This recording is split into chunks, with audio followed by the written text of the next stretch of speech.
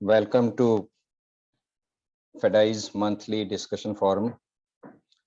And at the outset, I would like to convey my thanks to you for joining us today on a Friday evening, that too, that festival weekend. I'm really happy to see the attendance, and so many people have already joined in time. That shows that the interest people have got in these kind of discussions, and also the responsibility which we feel in preparing and putting together some interesting and relevant topics. As you know that we have this discussion every month on contemporary topics on various things which maybe might be of interest to the market participants, sometimes really practical problems, and sometimes maybe more on theoretical and more brainstorming sessions sort of things we have. So today we have got some interesting topic. As we know that very often, every now and then, we come across some kind of passionate debates, discussions on the topic of reserve currency, as this has become even more relevant and pertinent as the world has become more global. We have all have become more global, and cross-border trade has become the norm of the day. And we also have debates on how some currencies are getting an advantage and some are being shortchanged just because they don't have that enjoy the status of being the reserve currency. The topic is quite wide and varied. One can easily, I think, write a complete thesis on this kind of subject, just scratching the surface. And our attempt today is to give some broad markers looking into past history and trying to understand how have we come to the stage where we are today with USD as a reserve currency for the world. And to help us figure it out, we have with us today Mr. Abhijit Awasthi. Abhijit, as many of you might be knowing, is a seasoned treasury professional with over 13 years of experience working with organizations like ICICI and First Rand Bank. He writes extensively about markets. Very often, what I find unique in his writings, in his daily reports, what he comes out, and if you are not seen, I must tell you, it's all available on the LinkedIn. What a unique feature I find is that he writes about markets using history and philosophy as a tool to give the current events a proper context. And he has special interest in the topics of the future of money and how it is expected to evolve in the current phase of rapid technological advancements. So today we shall attempt to think about the topic of, or to discuss about the topic of reserve currency rationally without getting swayed away by the current trend of the currency value.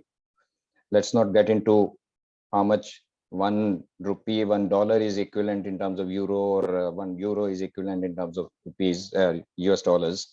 Without getting swayed by the values of the currencies, we'll try to get some more meaningful outcomes, meaningful learnings from this. So welcome, Abhijit. Happy to have you today with us for this FEDI monthly forum discussion, and look forward to some new aspects, new angle based on what I have learned about your style of discussion, debates, and the writings as well. So welcome to the FEDI discussion. And to begin with, Abhijit, I would like to just ask you, we have already given little idea about what we are expecting and what we are looking at. What is your take on this entire concept about the reserve currencies, how it has come up, and why we are where we are today? Why is it so? Okay. Over to Thanks. you. Thanks, sir. Thanks a lot. And first of all, it's my honor to be on this platform and engaging with all the participants. And as you rightly said, this and it generates a lot of heated debate whenever it is discussed. The primary condition is that why one currency should have all the fun, which is the US dollar. And we all know that being the reserve currency of the world gives US multiple luxuries, one of it being that it can issue debt without worrying about the repercussions. We know that the Fed balance sheet, which was around $1 trillion in 2007, has reached close to 8.5 trillion dollars now. And so that let's say the 10-year yield of US bonds is just 1.6 only. all the other central banks, what they end up doing is that they end up buying all these bonds and earn a return which is too low. And in a roundabout way, what is happening is that there's a flow of capital which is going from the emerging market economies to the developed country, which is US, and ensuring it just ensure that US splurges its way. And but that's the way it is. It is a privilege which US has got, being the reserve currency issuer of the world. Around 70% of the world trade is invoiced in dollars. And just look at this example that even if there are two neighboring countries at the eastern rim of the world, they'll denominate their goods and services to exchange between themselves in US dollars, not in their own currencies. And one more country gets is that it can pursue its geopolitical objectives by through which it can cut off any country from the payment system, which is very much a US centric payment system. It is a cause of heartburn to all the countries, even the allies of US. But anyway, again, it is the reality of the world in which we live in. So today, what we are going to do is that we are going to deep dive into the reasons why US dollar is the reserve currency of the world. What is an historical perspective, which we can see here. And then we are going to go and check which are the worthy challenges to the throne, and if they have got some gunpowder at their end. But before we move on to this topic, we need to be very clear about the basics, and we should start right from the basics about the definition of a currency or a money itself. So what is money or currency anyways, and why it exists, and what happens in a counterfactual reality where there is no currency or no money? So we should start right from there. I'm already excited about it, Abhijit. Now, I would like to be in a situation where I continue raising more and more debt and my interest keeps going down.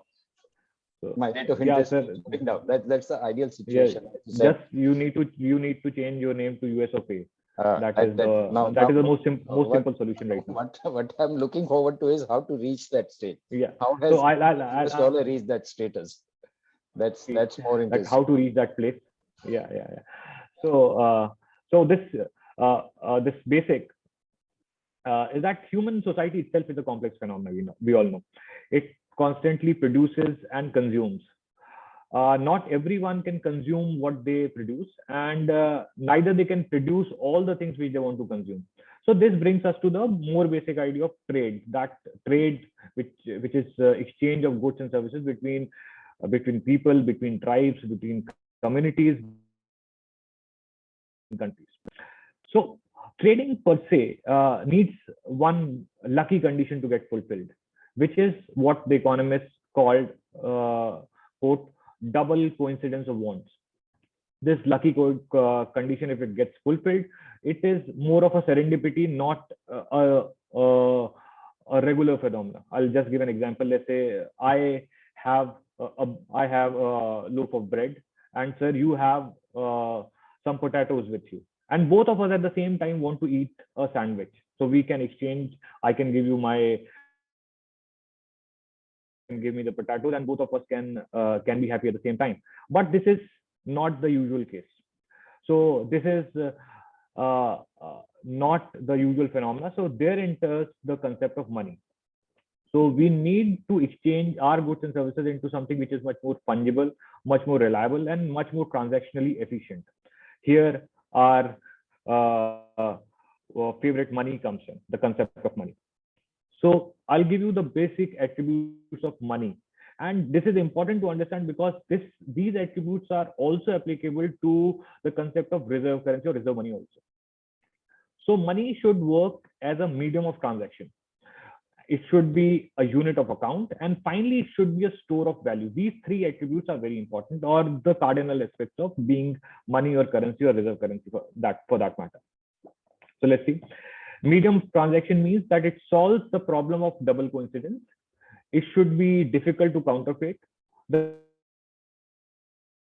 conversion should be hassle-free, and people should use it to actually make the trade happen. So as we just said that US dollar is the most used currency for trading. Then the second aspect of is about the store of value. The money which I hold should continue to have value, and in the near future or in the long term future also. It should be it should continue to be acceptable across the people with whom I want to trade. US Treasury, as everyone is aware, are the and safety whenever the crisis happens. The test of anything happens only in the times of crisis. In good times, everything will fly, but in the times of crisis, only the good will survive. So this is the second aspect. And finally, the product and services should be priced in it. That is, it should be the unit of account. Now, again, the dollar, US dollar, from corn to soybeans to crude, everything is priced in US dollars. So it is a unit of account also. So this is what the US dollars per se are fulfilling the three basic attributes of being the world money or reserve money. Let's look at some history. So for a considerable time in world history, all these requirements before US dollar arrived on the scene were solved by gold. It was widely accepted, widely trusted, and it was present for 6 millenniums. It earned its respect through ages, and the economic system which got built around it was perfected over centuries. But around 250 to 300 years back, the world changed. I would be pretty fluid with the dates because the exact dates are not important. The concept is important. So the world started changing. There was new discoveries happening every day. There was new inventions happening. Industrial age was coming. The steam locomotive was invented. The new lands were getting discovered, one land per day, and there was a clear break from history. And the growth of the economy and the production just zoomed up.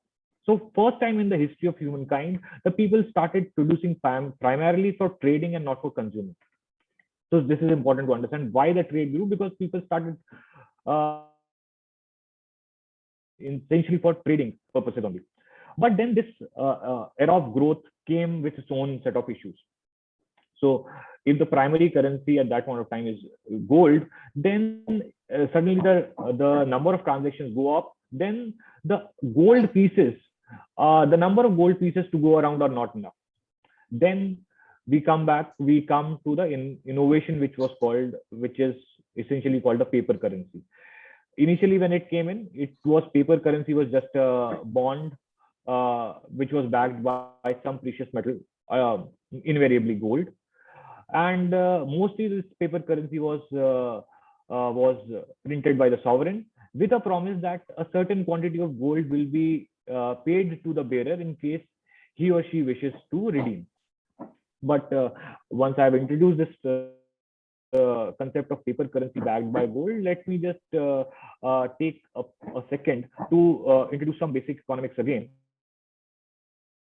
The money supply and the growth, that concept I need to introduce here is that if the growth in the trade and GDP is not supported with commensurate money supply, then the whole economy runs the risk of deflation. Why it happens? Because if the money supply in the economy remains same, then the same and the baskets of goods and services increase, then the same money would chase an increased basket of goods and services, and the price of those products come down, which is essentially deflation, which is not something which is liked by the producer and the manufacturers of the world. So this is one concept which you can think that why this increase or sorry, this limited or constricted supply of gold would create a problem in the context of a world in which the trade and the economy is growing pretty fast. So this is where we were. This money, the paper money backed by gold and the gold coins itself, they existed side by side. We are now talking about the end of 19th century, maybe mid of 19th century, till the first 2 decades of the 20th century. And then the first World War happened. So why I'm taking so long on the history aspect of it? Because this is to give the context of what dollar what it is right now. So we are in the second decade of 20th century. The World War I has happened, and the world is in a flux. It is changing by the day. The contours of the world economies are changing. The contours, or even the geographical contours of the different countries are changing. Gold still exists, gold standards still exist, and the paper money also exists at the same time. One thing which happens here is that post World War One, there which is marked, or which is called the great or the hyperinflation in Germany. And here, for the first time in the history, some doubts started creeping in on the concept of paper currency. So what happened is that post World War One, Germany was saddled with a lot of war loans or war reparations. So they were supposed to pay back a lot of debt to the winner countries, and these debt were, a portion of it was denominated in Deutsche Marks. So what the German central bank decided, that they are going to print Deutsche Mark with gusto and pay back those loans, basically debasing their currencies by printing a lot of paper money. So But what resulted not in are we saying that? Tell me. Are we saying, first of all, I must I think comment that you have brought in the hardcore economics into this topic, which and very well gelling with the entire process and the flow. How is it coming out? Never thought that we can look at the excess supply and those kind of issues, demand and supply, and the constraints in the context of money as well. But now it's becoming much more clearer.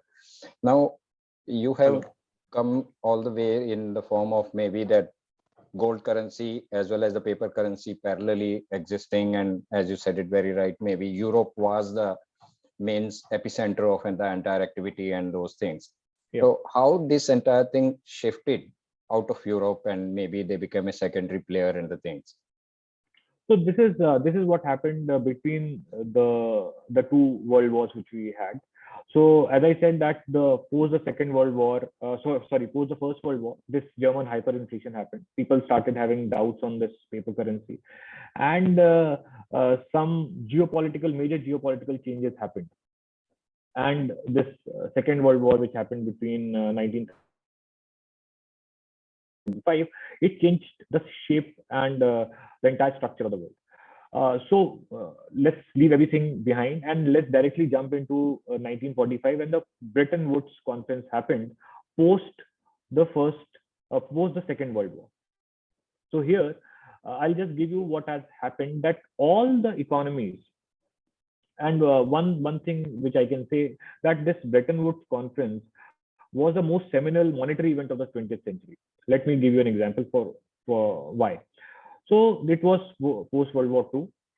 A new world order was to be decided, and the state of the world at that point of time was very much in flux. War had completely decimated the economies of most of the countries which had taken part, apart from one country, which was US. As you sir rightly said, the European countries like UK and France, which were on the winning side, or Italy or Germany, all had their economies completely decimated. Their capital stock, their factories were all gone. The joblessness in all-time high. And here was the moment for which our United States was waiting for. Its economy was saved. Its capital stock was prime perfect. Its factories were running full time, and the consumers had all the money in their accounts. So at this juncture, US comes as like a knight in the shining armor, and in the Bretton Woods Conference, it forges a system of which we still feel the impact. So what I'll describe this system in detail now, and this will give us the context of why the world is the way it is right now. So first of all, it was decided that the currency of trade between all the nations is going to be US dollars. US dollars will be pegged against gold at $35 to an ounce, and all the intercountry trade will be denominated in US dollars, all countries, if they happen to build dollar reserves, they will be at the liberty to convert it into gold. That was a promise. And the other currencies apart from dollar, like franc,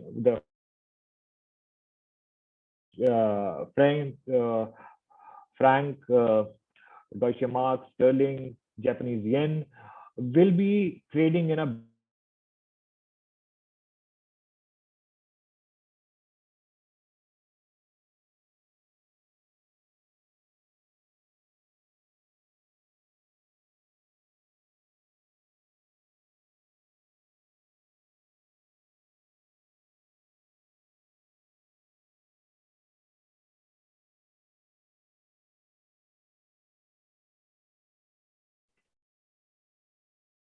hello.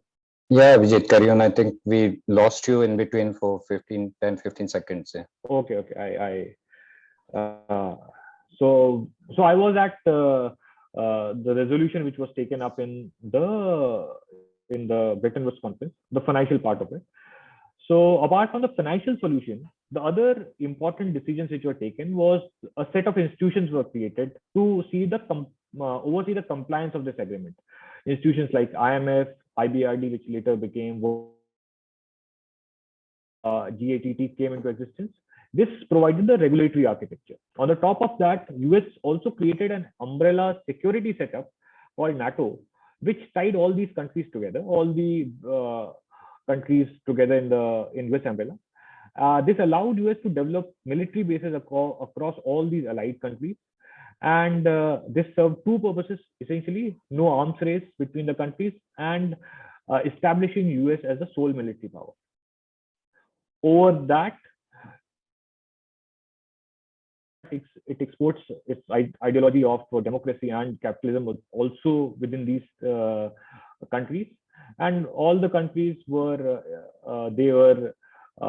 basically nudged to embrace the US political system in one form or another. Then comes the role of US banks. The only banks which stood at that point of time, were in good health at that point of time, were US banks. They provided the financial system for quick and trusted transfer of money. So this is one more part of the entire chain. Then the US justice system was also one which all the other countries had put their faith for redressal of their grievances. So this is one more part. And last but not the least was power of US consumers, which was alive and kicking. The wartime investment in economy had created jobs and prosperity, and as post-war peace period arrived, those savings were there to be used. And all the other economies, as we had previously noted, were in really bad shape. They had to do something to rebuild their economies. The only way out was to manufacture and export. They realized that the buyer of the last resort will be the US consumer. So is it right in saying that Bretton Woods was not purely a financial decision? It was much more than that, had a very strong political angle as well. Yeah. So it was projected as a peace agreement or a financial agreement which everyone was amenable to, but in a sense it was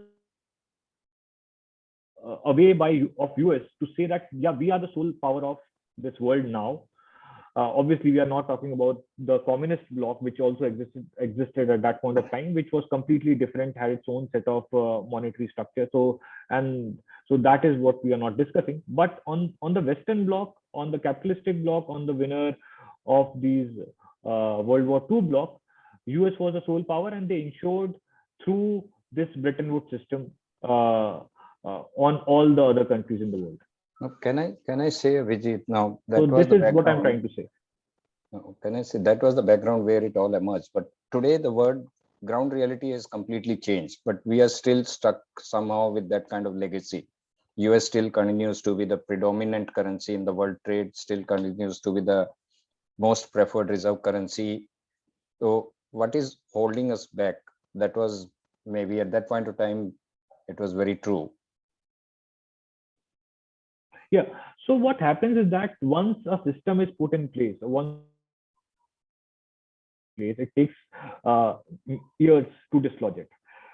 As we saw that this whole architecture which US had put in place in 1940s post the win has continued till now, and even now many of the uh, what do you say, the features which were present at that point of time are still relevant.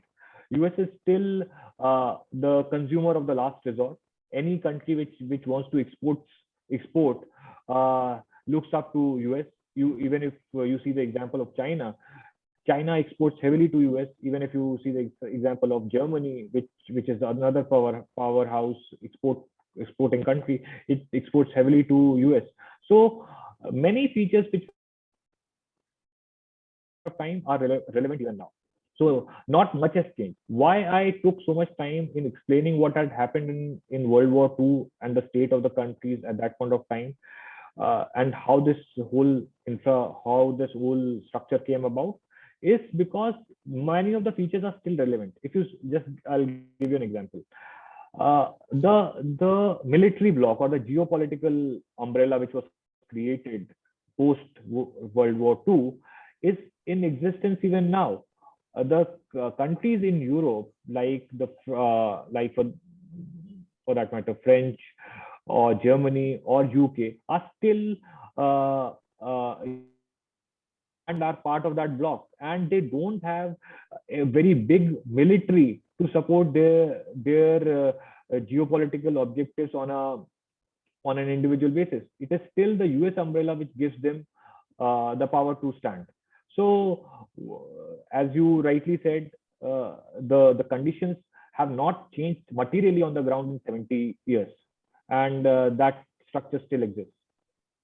So one more thing, if I may draw your attention to, if you look at the latest recent IMF report, that report has highlighted that the share of US dollar reserves held by the central banks has come down to 59%, which is, the report further says, that is the lowest level in the last 25 years. And this is the report as late as maybe the last quarter of 2020, maybe just the last calendar year only. And some analysts say that this partly reflects the declining role of US dollar in the global economy, despite all these advantages or maybe the pluses which it still enjoys, as you mentioned. But in the face of competition from other currencies used by central banks for international transactions and all those things, as the world pecking order is changing, new economies are emerging, becoming more dominant in the international trade and even in terms of defense capabilities as well. So how do you read these data points? Do you think that days for the USD at the top are numbered? Is some other currency going to take the pole position, or we are moving towards maybe a multipolar world as far as the reserve currency part is concerned? Uh, Sir, you have pointed out a very important report, which is the Copper report. This is an important document which comes out uh, every quarter, and it tells you about the status of reserves held by the world central banks. So, as per the latest report, as you have correctly said, around the world, the central banks around the world hold close to $13 trillion of reserves, and are form 60% of it. 20% is formed by euro, and the rest of the other currencies like Japanese yen, Swiss franc, Aussie dollar, and Chinese yuan basically share the rest of the spoils, which is like from that 20% block which is left. The Chinese yuan forms close to 3.5% of the world reserves. So the question which you have put forward is uh, the US dollar as reserve currency, or the position of the same at the top, are the days numbered? So let's look one by one at the alternatives which are there. Firstly, I would take up the case of Chinese yuan. So So Chinese yuan, as we just mentioned, that right now it forms 3.5% of the total world reserves. Then Chinese economy, obviously, it has been a marvel. It has grown tremendously in last 30 years. Chinese reserves are close to $3.5 trillion right now. And obviously, it is a strong competitor. But is it going to dethrone US? Let's look at it. One thing which we need to discuss, or which we need to think very clearly, is that the different tenets which we found applicable are applicable to US dollars. Are they applicable to Chinese yuan? First question which comes to mind is that how open is the Chinese financial system? Are there free flow of capital allowed in and out of China? Then the question can be asked that what is the trust level in its policies and institutions? Then the question which will be asked is that what is the kind of military might which the Chinese have? How entrenched China is in the overall geopolitical machine, maybe on the global shipping routes? Can they protect their own ships on all the global routes to protect the trades, which US can? So when I was answering, or when I was like taking up the first part of the discussion, I had described the multiple architectures which were put in place by US. One was obviously the financial architecture, then the regulatory architecture, then there was this geopolitical architecture, then this was the consumer, and then this the ideology. So there was a complete stack of things which need to be checked before we can answer that whether any can take its place. So is Chinese yuan able to take the position of US dollar in all these aspects? Let's compare the regulatory architecture. Right now, the world is governed by IMF, the World Bank, the World Payment Infrastructure is governed by SWIFT. All these institutions are essentially US centric. So for any currency to become a reserve currency, it needs to either have its own set of institutions which are comparable to these, or they need to be respected, or the institutions which are already there, part of this any country, they need to be respected in the same breath as these existing institutions are. For on the top of it, I see that Chinese yuan or Chinese economy per se doesn't hold good in many of these aspects. So for it to become the reserve currency of the world, the days too far in the future, even if it will come at any point of time. First or the foremost thing would be that the Chinese institutions right now is pretty limited. We can see what is happening with the tech giants which are there in China, what is happening with the real estate financing in China, what is happening in the shadow banks with China. So the entire Chinese system is very opaque.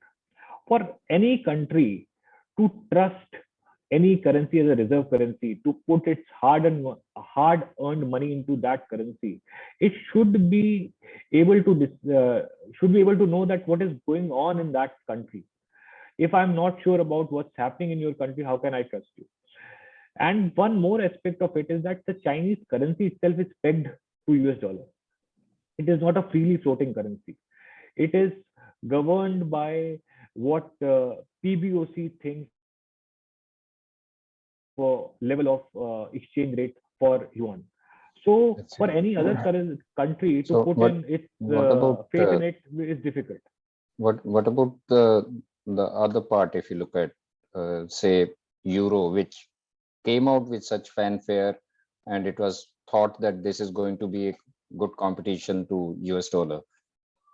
so far I can say, okay, yes, it has not succeeded in that. What do you see for that in future? So, sir, euro again, it obviously counts yuan in terms of trust of its institutions, in terms of trust of its uh, global features. But eurozone itself is a very rickety, if rickety is the right word to use in this context, it's a very rickety edifice to be considered viable over a very long period of time. So Eurozone is not a country. It's a group of countries which have come together to ensure that there is a free movement of goods and people, so that the whole zone can grow together. There is a clear distinction uh, of the seat of power in terms of monetary policy making, which sits in Brussels, and the fiscal policies which are there with the individual governments. There is a clear distinction of have behaved in past and are expected to behave in future also. There is a northern part of Europe which is formed by countries like Germany, which are very fiscally conservative, and there is a southern part of countries like Greece, Italy, Portugal, which have been considered all along a very uh, not very prudent on the fiscal front. So there are a lot of inherent problems in the eurozone itself, and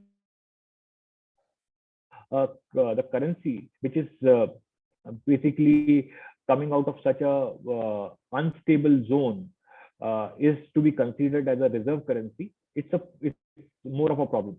And again, go back to the data point which you had mentioned in the copper report, that 20% of the world reserves, which it shows are formed of euro, are nothing but the eurozone currency, eurozone countries themselves holding euro reserves. For an example, Greece holding Germany bonds denominated in euro would count as a euro reserve.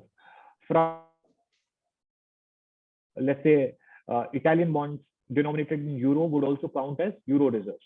So the 20% of the world reserves is not exactly something which is in case of US dollars, what is happening that 60% is effectively uh, held by some other central banks, not the countries which are dominated or which are controlled by US. So that is actually uh, a signal. In case of eurozone 20%, it is not the same case. It is the eurozone countries itself holding those reserves. So that 20% number is a bit inflated number. So again, I'll go back to one more point which I had mentioned in my earlier discussion, was the military aspect of it, or the geopolitical aspect of it. The eurozone countries, for all they are right now, they have existed in the US security umbrella for last 70-75 years. How the countries like became the export powerhouses which they became, because they were saved from investing too heavily on their defense needs, because US was maintaining law and order or peace on their borders. If once that umbrella goes out, then the problem will come out again. And so again, I would say that even euro right now is not a potential threat for dislodging US dollar from the reserve currency or the global reserve currency stature. Okay, got your point. Basically, the key point which you're saying, whatever even 20% what euro seems to have achieved is more like it is on their own in-house thing rather than the non-euro countries holding euro as a reserve. So that's a good important differentiating point, basically. So once now, as we see that China doesn't seem to be, because of its own inherent systemic issues, if I may say that, not in the position to challenge US dollar right now. Similar thing for euro is there, because you said it's not necessarily the trade flows, it's also the payment systems, it's also that institutional support. But what do you say about the digital currencies? put together maybe the cryptos, which is not by any one country, which is again a free word, or even by the CBDCs, which don't depend upon the traditional payment systems or the traditional, you can say, institutions, etc., for cross-border payments and the settlements. It's all in a different world, virtual world. It can happen over there. Do you think in changing environment with the better improving, increasing use of cryptos, acceptance of cryptos and the digital currencies, including CBDCs, the situation is going to change, move away from US dollar or something different? We may see a different pecking order. Yeah. So in terms of crypto and CBDs, let me take it one by one. So cryptocurrencies, when we say, it's a misnomer. Cryptocurrencies, when we attach the word currency, it gives a different different feeling altogether. They are not exactly currencies. As we had at the onset of the chat, we had discussed that the currency need to fulfill three things. It should be a medium of exchange, it should be a unit of account, and it should be a store of value. In case of cryptocurrencies, what happens is that they are not exactly a medium of exchange, apart from some very customized examples, like Tesla allowing its car to be purchased in Bitcoin. There are no transactions which are actually happening in cryptos. Then when we come to the medium, the unit of account, not many products are priced in Bitcoin per se. So those two aspects are out. And third is the store of value. So here we can say that, okay, crypto is a store of value, because if you have Bitcoin, that Bitcoin can go to $60,000 and maybe $100,000 in some time. So even there we see that as a store of value also, they are very, very volatile. And first thing which any central bank or anyone who is looking to get into or basically identify some alternative for US dollar reserve currency is going to be very panicky about the crypto coins itself. I can't put my hard-earned reserves into something where the value itself gets halved in a day's time. So on the three aspects altogether, the cryptos don't stack up, and I don't think so that the privately issued cryptocurrencies are ever going to challenge the US dollar throne. But that is not the end of the argument. Yeah. What about CBDCs in that case? Because once the CBDCs come on the scene, how is that going to change?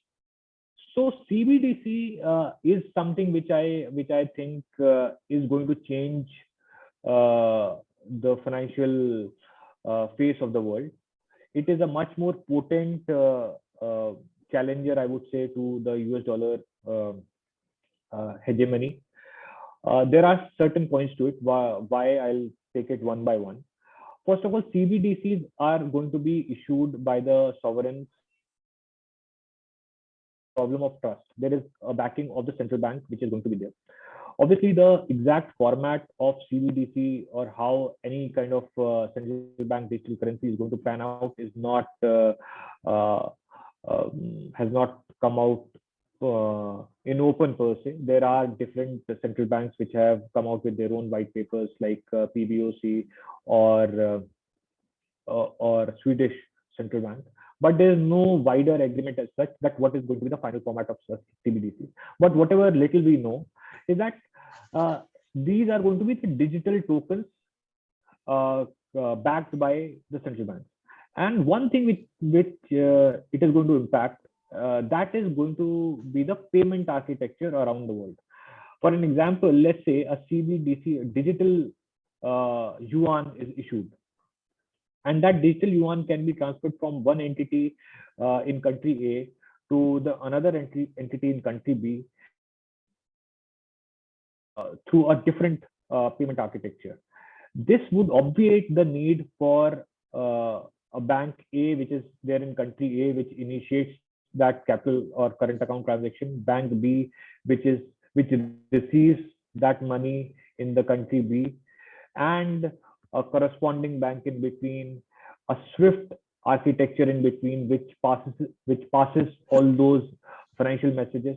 That's So that's this exactly that's exactly the point which I was trying to bring out, because this changes that entire payment frame structure framework, or how the payments are made, how the money flows. As you said, that payment infrastructure, institutional support, which US dollar is having that control, that suddenly is not required anymore with the CBDC coming up. And which you are right over there, where it's going to be token based or it's going to be account based, all those things each country is going to be working out.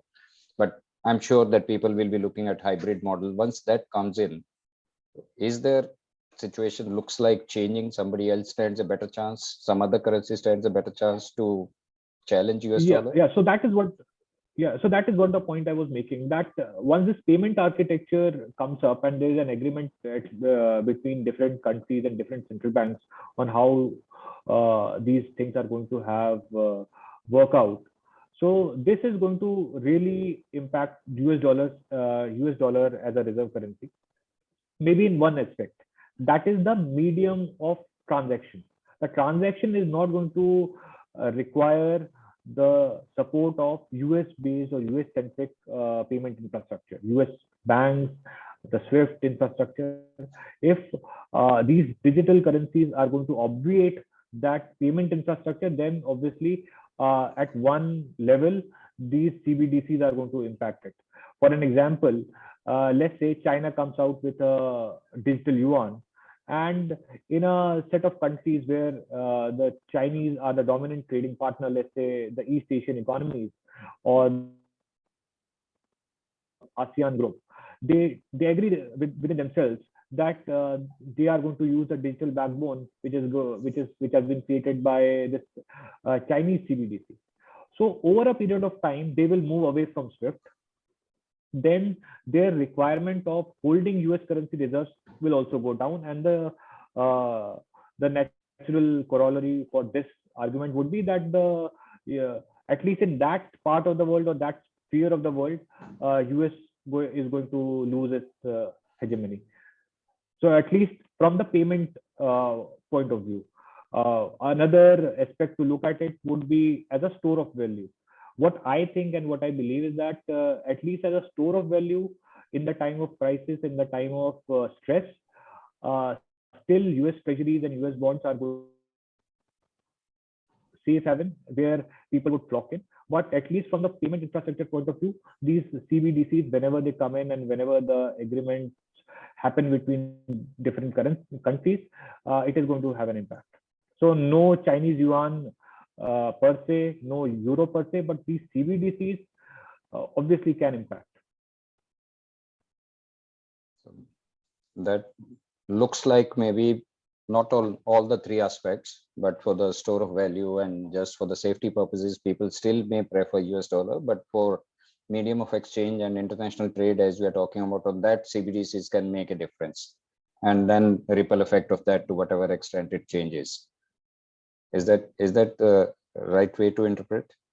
Yeah, so there is no umbrella answer to whether the US dollar will be dislodged or not. We have to basically divide it into multiple parts. The three aspects of it: as a store of value, of transaction, and as a unit of account. Are these three aspects going to change? The general consensus is, or the overall understanding is that as a store of value, it is going to remain the same. As a medium of transaction, this is where all these digital currencies and these central bank digital currencies are going to play their part. That too, not immediately. We have seen that even changing the LIBOR is taking so much time. So are these payment systems driven by different technologies going to come overnight? No. Decades time, yes. But the payment infrastructure part of it, or the medium of transaction part of it, is surely going to be impacted by these CBDCs. And the third aspect, which is connected to it, is the unit of account. This unit of account is mostly because there has been no alternative. Once the alternatives start appearing, for an example, the trade of oil between China and Russia, why it has to be denominated in US dollars? China has already floated uh, uh, basically Chinese yuan based oil futures, though it is not very liquid, but this is one thing which gives us the sense of future. This is how the future is going to be. But primarily it is that first the medium of transaction is going to change and then the unit of account is going to change. But the store of value is still going to remain the US dollars. Okay. So is it right, just to summarize, if I can say that with all the structural shifts which are happening in the international monetary system, the payment systems, the situation is changing bit slowly, maybe the trading patterns and emergence of new forms of money. So looks like the US dollar may slowly lose its hold, but it's not going to happen in a jiffy. It's still going to take some time, maybe over it's anybody's guessed how long it will take. But situation will slowly move away from US dollar, but not in a jiffy. Is that the right way to put it? That's what you're trying to convey?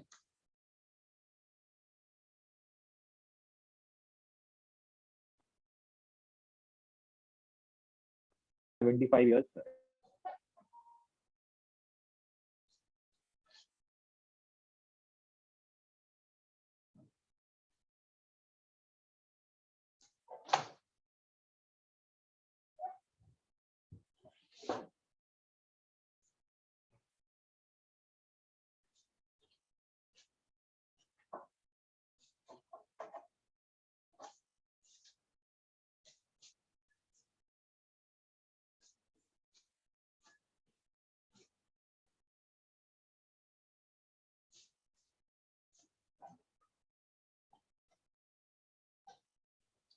Looks like some technical glitch at Abhishek's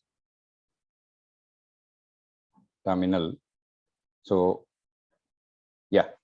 Yeah, I thought that Yes. yeah, Yes. blind got dropped. So what Right. I was saying that the fair estimate of looks like that a decade is good enough time for all these financial innovations to take place. The different uh, central banks to come and provide the infrastructure support to it. But one key thing which all of us miss when we make all these kind of one-way forecast is how the existing player, how the existing or the incumbent player is going to respond. So US dollar or US per se knows the value of it being the reserve currency of the world. So any attempt by the countries to move out of its hold is going to get a response or get a backlash, as we term it, from the existing incumbent, which is US. So that also has to be taken into account. They have ruled the world through this financial architecture for last 75 years, and they are not going to leave it to the mercy of other central banks. They are going to respond, and that is one thing which we need to take into account when we make any kind of forecast. But surely all these innovations are going to impact the payment architecture, which is ultimately going to impact the status of US dollars as a reserve currency, for sure. Great. Thanks a lot. That was, as we initially said, wide-ranging topic, and it covered little bit of history, little bit of economics, and of course financial and monetary aspects of the markets as well. So we have already almost run our complete time, and you summarized it pretty well, that it is going to change, but again it's very difficult to say that, because with the changing environment different people react differently, and how is it going to move, what direction. Of course, I think the game will continue for some more time. So I would like to just, before we wind up, I would like to just run through some of the questions I have got, Abhijit, which I'll just read out one by one. The first one is referring to the gold as store of value, which you mentioned that yes, currency requires three attributes. It has to have store of value being one. The question is that gold, when we look at gold as a store of value, gold has a backstop in terms of industrial use as a metal. So if the gold prices fall, at least there comes a floor, because it has got some industrial use. There will be some buyers at that particular level. So that brings in a natural floor for the price over there. But what is in case of crypto? The point you have already mentioned, that it's highly volatile. The prices are going up overnight and rapidly. Say at the same pace, it can drop also. Do you see that it can become a bottomless pit kind of thing for crypto? Whereas in gold, we have got some psychological comfort. So for gold, I always refer to it in my daily notes also, that gold is lindy. Lindy in a sense that it's a kind of a concept which has been introduced by some Western philosophers. That something which has stayed for, let's say, 1,000 years is expected to stay for another 1,000 years. So this is the concept. Gold, it has been there for 6,000 years, so it is expected to be there and to be of value for humankind for the next another 1,000, 2,000 years. In case of crypto, it has been around for 10 years, essentially since 2009, when the crypto idea was floated. And since then, there has been a proliferation of different coins. So if you go to the basics, the basics of Bitcoin is different. The proof of concept of Bitcoin is completely different. So to, let's say, Libra, to for that matter, some other coin, Dogecoin, or some other coin which can come up. So all these are one thing which we need to again look at when we discuss about crypto is the backlash from the sovereigns. If you are going to take away the most cardinal feature of sovereignty, which is to issue the currency from any country system or any financial system, then they are going to retort. So for me, crypto is never going to become a viable currency per se. And what I see, and as I had said during the chat also, I see much more brighter future for all these CBDCs, because they are going to offer the same advantages which the crypto guys are basically selling, that it is transactionally efficient and all those things, but with the backstop or the privately issued cryptocurrencies, even if they become widespread, are always going to be on the radar of the regulators and the lawmakers on the negative side. Okay, so the next one quickly, I'll take one more over there. Where, what is your view about? Do you think that world is heading towards deglobalization, and how about the east-west cycles? Like we are talking about that all the center of power, or maybe the importance, is shifting from west towards east now. The next 30 years, 20 years, 30 years belong to east. The east-west cycle and deglobalization of the entire world. Any views on that? Yeah. So obviously these are very wide and open-ended questions, and certainly one can't answer in a very two, three sentences. So whether deglobalization is going to take place, maybe, because the world right now, the developed world, is feeling that their jobs have been taken away from the factories or the east. They are going to respond to it. What we saw, what happened during the time of President Trump in US, that a lot of free trade agreements which they had done earlier were repealed. And so this is going to be the trend. And deglobalization per se is going to happen, but one thing which we keep missing out when we make a statement of deglobalization is that ultimately all these big corporations are now a global citizen. They are no longer restricted to a particular geography. So they are going to push back for saving their own margins, and that is what is going to keep the globalization in prey. Maybe the political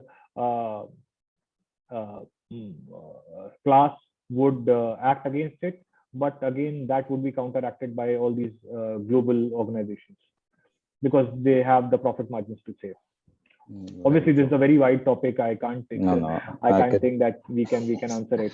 That's right. I can understand. This has got so many different angles, aspects to it, and as you said it right, some of the global corporations have become much bigger than the sovereigns, and now sovereigns are feeling a threat because of these. And I think the first thing which we are seeing is in the form of a minimum global tax, where so many sovereigns have come together and trying to address some of the issues or protect their own territories. So thanks a lot, Abhijit. I know it was quite varied aspects on this, and you have really brought in different perspective to the entire debate, entire discussion about the reserve currencies. Thanks, starting from the human psychology and where it all began. Yeah, thanks, sir. And as just to summarize the entire debate, is that any question cannot be answered in a binary way. There are different shades of gray, maybe not 50, but at least 20, 25 to any question which is put forward. And whether the US dollar will be dislodged is a very wide question. So what I tried to do was that to break it down into different pieces is that there are different medium of transaction, account, unit of account, and the store of value. And we need to think in these terms and then decide that which currency fits and which part of the puzzle gets fit where. Maybe not the entire monolith will get dislodged, but a portion of it will get dislodged, and that too not in near future, but maybe in a 5 to 10 years time. We don't know. Obviously, predicting dates to such things is like fraught with problems. All right, very true. That brings me to that concluding part for this. I'm reminded of something wherein we said that even if as a corporate or as an individual, you have got nothing to do with US dollars, but you must be careful and watching where US dollar is moving, what's happening to that economy, because directly or indirectly, it's certainly going to impact your life. And I remember of one famous quote by one of the US Treasury Secretary. I think he said that US dollar is our currency, but your problem. That's and I think it is going to continue to be our problem for some more time in future, probably. That's how it looks like. With that, we come to an end, and I would like to just thank you once again, Abhijit, for your time. And I know that you had to really make some special efforts to join us today at this given time, because for you had to travel, and right now also not from Bombay, but thanks to the technology, we could get you over here and we could continue keep up with our time for this discussion.